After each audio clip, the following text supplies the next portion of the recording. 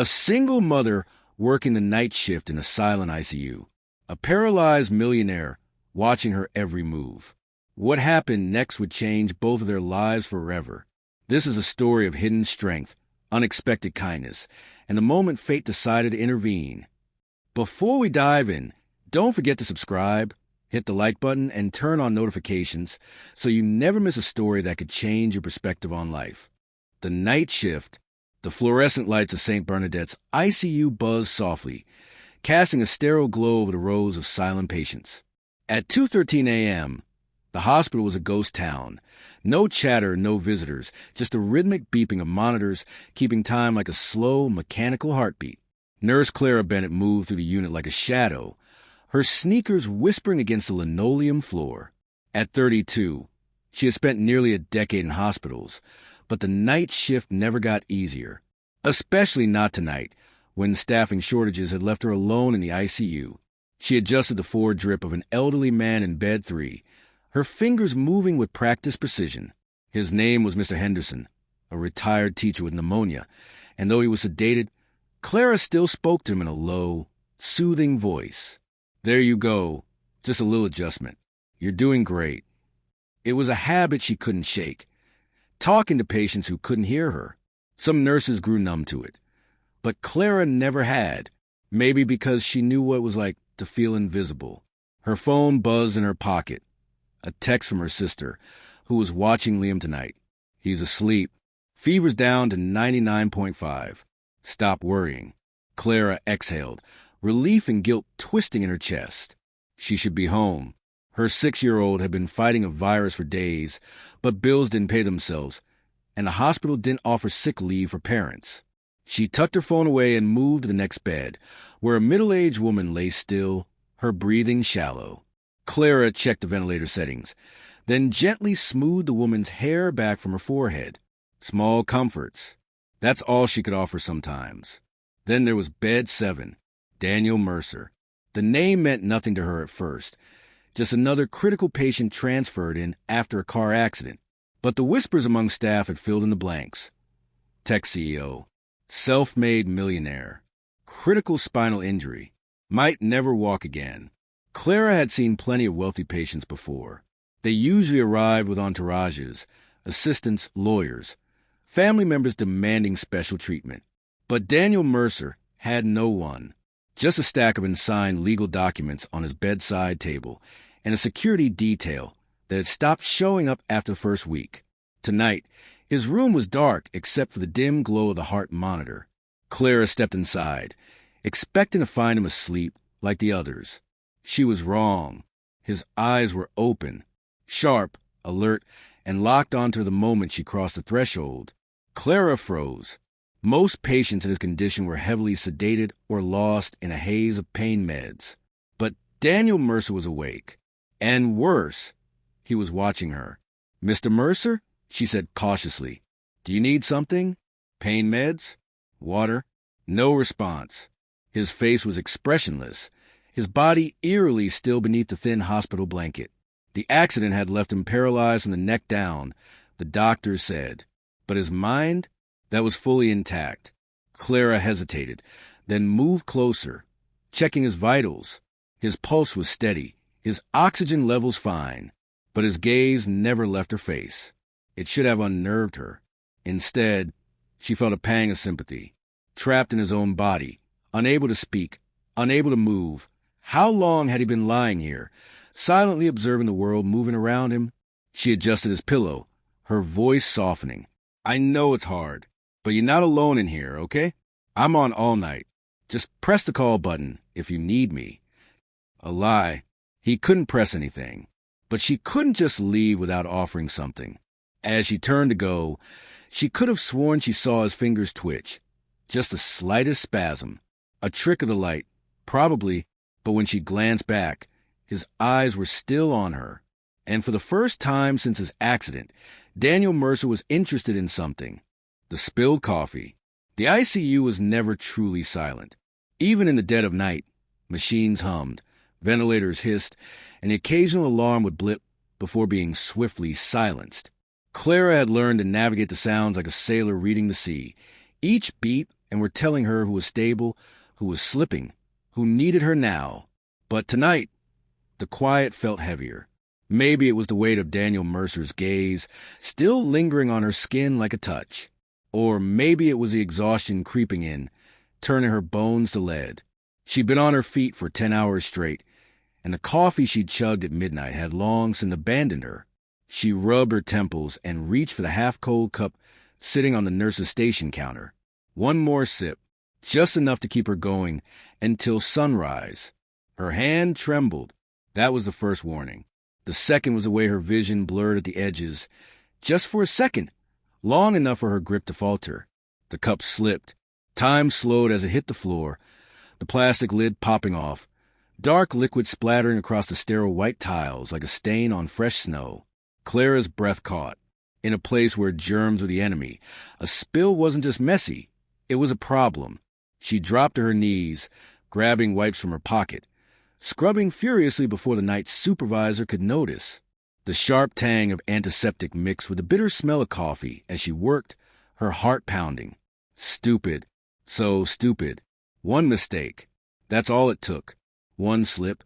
And suddenly she was back to being the struggling single mom who couldn't keep it together.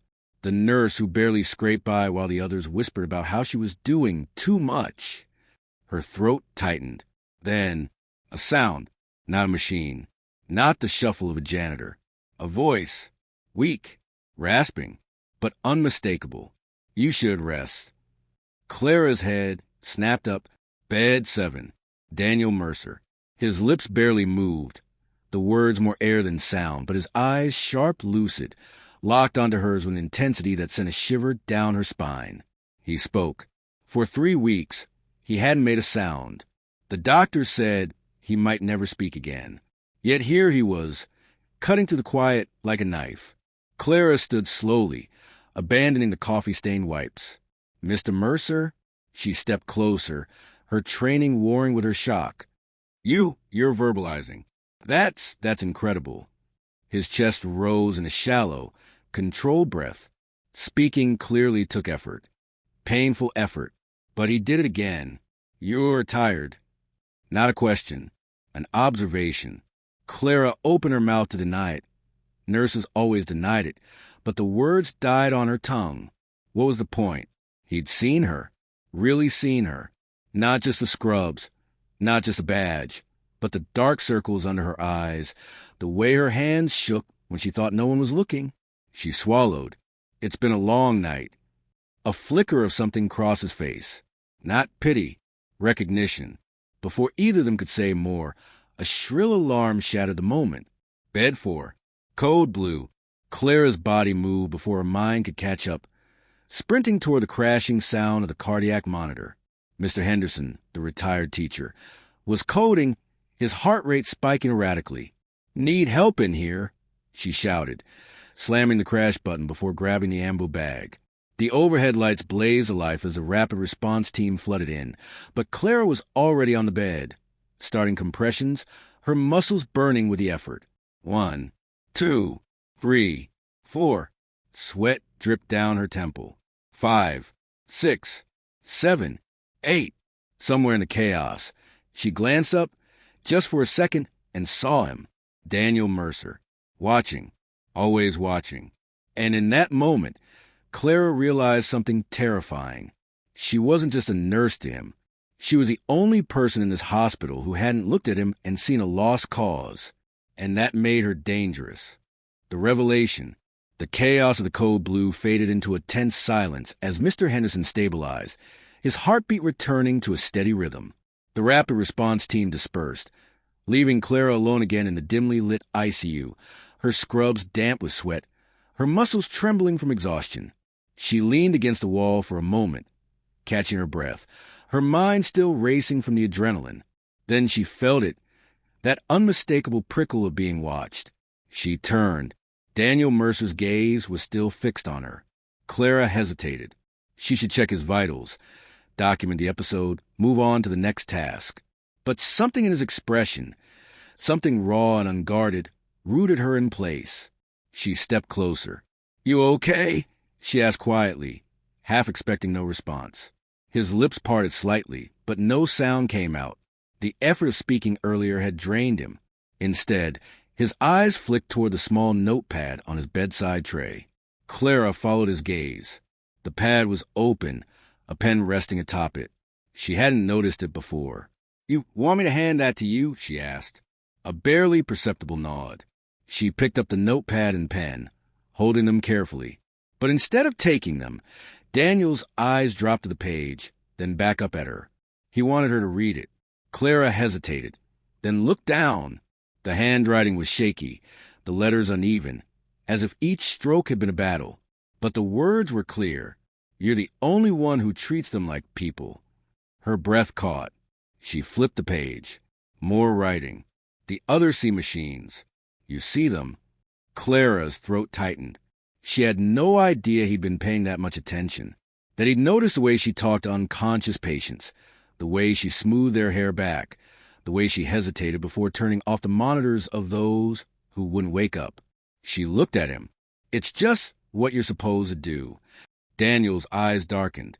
He exhaled sharply through his nose, the closest thing to a scoff he could manage. Clara set the notepad back down, but he jerked his gaze toward it insistently. Another message. She turned the page. "Why do you work so hard?" The question hit her like a punch to the chest. No one had ever asked her that. Not like this. Not in a way that demanded the real answer. She could have lied. Could have said it's my job, or I just care about patients. But something about the intensity in Daniel's stare made the truth spill out. "My son," she whispered. "Liam. He's 6. He was born with a heart defect." Daniel didn't blink. Clara continued, her voice barely audible. "The surgeries, the medications, my insurance doesn't cover all of it, so I pick up extra shifts. As many as they'll give me." She swallowed hard. "I work nights because the pay is better, and because my sister can watch him while he sleeps." A long silence stretched between them. Then, with agonizing slowness, Daniel's gaze dropped to the notepad again. Clara turned a page. "I can help." 2 words. Simple. Direct. Clara's stomach lurched. She shook her head. "No, that's not. I didn't tell you that because I want." Daniel's eyes flashed. He jerked his chin toward the notepad again. She turned another page. "Not charity. A trade." Clara frowned. "A trade." He stared at her, unblinking, until understanding dawned. He wasn't offering money out of pity. He was offering it because she'd done something no one else had. She'd seen him, and now he was seeing her back. The realization sent a shiver down her spine. Before she could respond, the sound of squeaking wheels broke the moment. An orderly pushed a med cart past the doorway, humming under his breath. Clara straightened, slipping back into professional mode.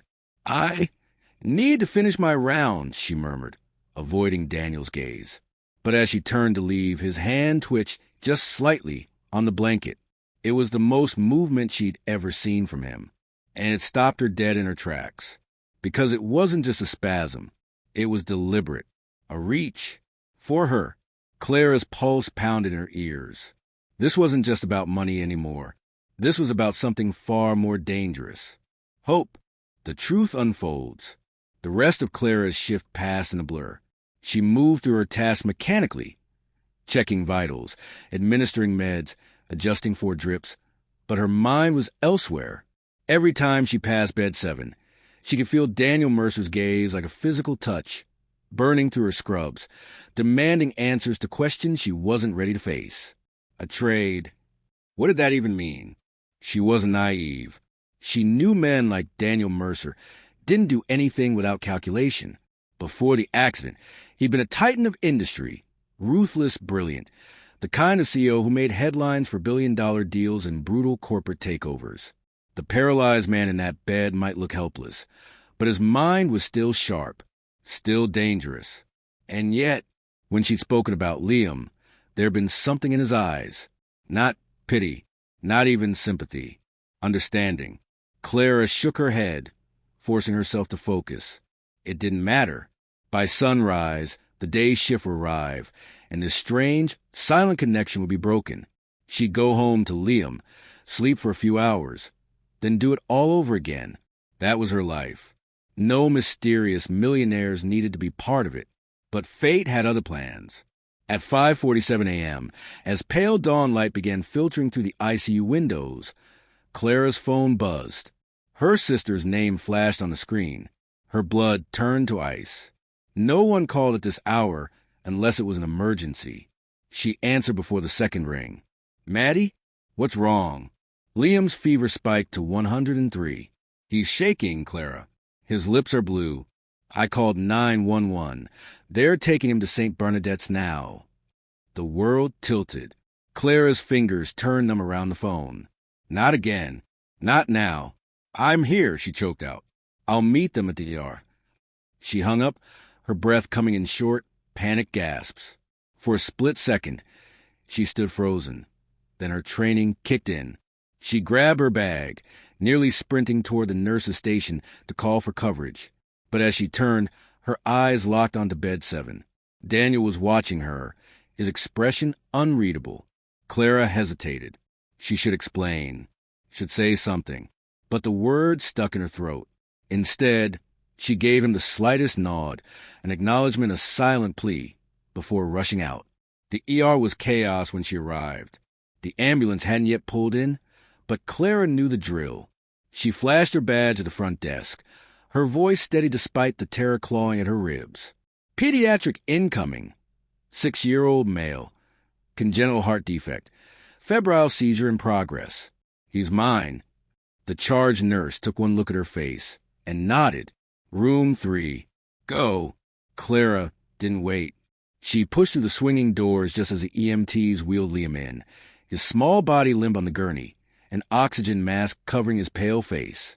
"Mommy's here, baby," she whispered, gripping his tiny hand. It was too cold, too still. The next hour was a nightmare of tests for lines and hushed voices. The pediatric cardiologist on call, Dr. Chen, kept his tone carefully neutral, but Clara saw the concern in his eyes. "It's the same infection as last time," he said quietly, "but his heart's working harder now. We need to adjust his meds, maybe another echo to check the valves." "How much?" Clara interrupted, her voice raw. Dr. Chen paused. "Clara, how much this time?" A beat of silence. Then, reluctantly, with the new scans and the ICU observation, "At least 15,000. Maybe more if he needs." "I'll pay it." A deep, rasping voice cut through the room. Clara whirled around. 2 orderlies stood in the doorway, pushing a wheelchair. And in it, pale but unmistakable, Daniel Mercer. His posture was rigid, his hands gripping the armrests with surprising strength. But what stunned Clara most was his eyes. They burned with intensity that made her breath catch. Dr. Chin blinked. "Mr. Mercer? You're—" "His bills. All of them." Daniel's voice was rough from disuse, but utterly firm. "Past and future." Clara's legs threatened to give out. "You can't." "I already did." His gaze never left hers. "The paperwork's filed. The hospital administrator just doesn't know it yet." A sob rose in Clara's throat. This wasn't happening.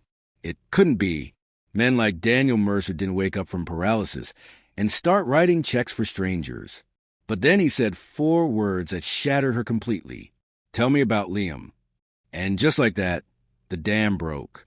Clara crumpled into the chair beside Liam's bed, the words pouring out between tears. How he'd been born too early. How his first surgery had been at 3 days old. How she'd spent nights praying over his crib, counting every heartbeat like a blessing. Daniel listened in silence, and when she finally looked up, exhausted and raw, she saw something in his face she'd never expected. Grief. Not for her, not even for Liam, but for himself. Because in that moment, Clara realized the truth. Daniel Mercer hadn't come here to save her son. He'd come to remember what it felt like to be human. The unexpected turn.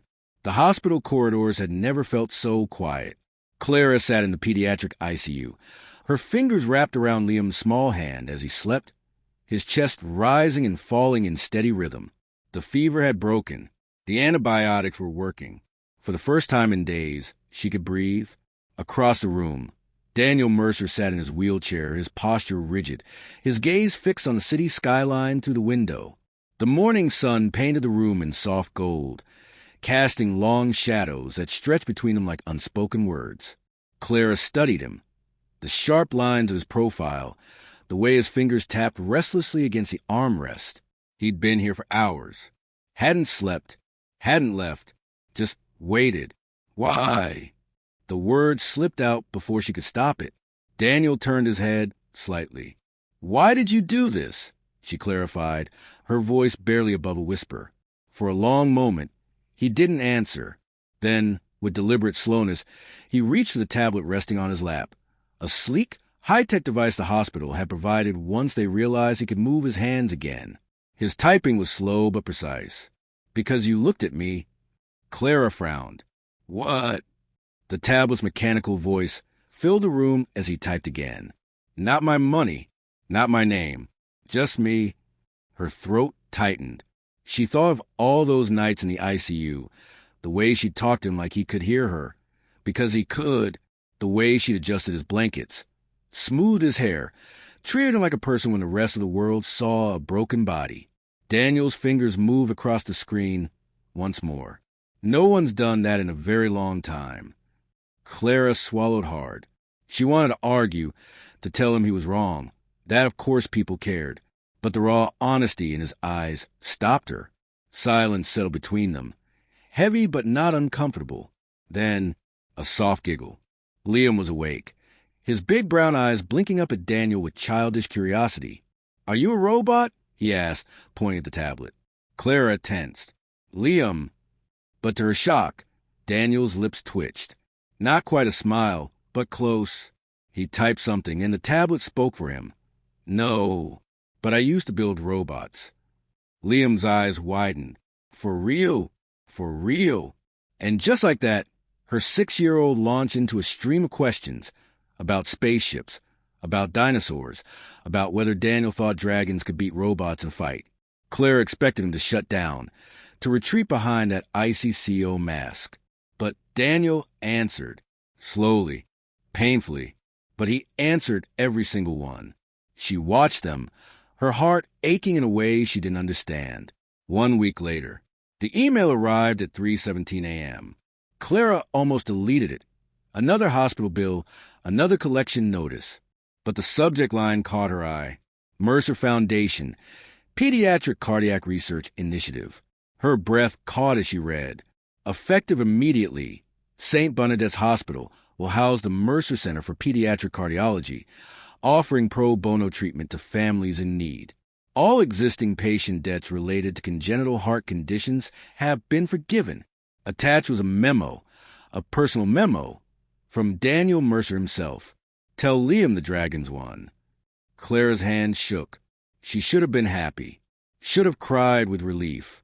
But all she could think about was the look on Daniel's face when Liam had asked him to read Goodnight Moon for the 3rd time, the way his voice had softened just slightly when he'd told her son goodnight. She grabbed her phone, typing faster than she thought possible. Thank you is enough. His reply came within seconds. It's more than I deserve. Clara stared at the words, her vision blurring, because she finally understood. This wasn't about money. It wasn't even about Liam. It was about a man who'd spent his life building empires, only to realize, too late, that the one thing he'd never built was a reason to be loved. And now, in the quiet of the night, Clara made a decision. She hit call. Sometimes the greatest gifts come from the most unexpected places. If this story moved you, share it with someone who needs a reminder that kindness changes everything. And don't forget to subscribe for more real-life moments that prove hope is never truly lost.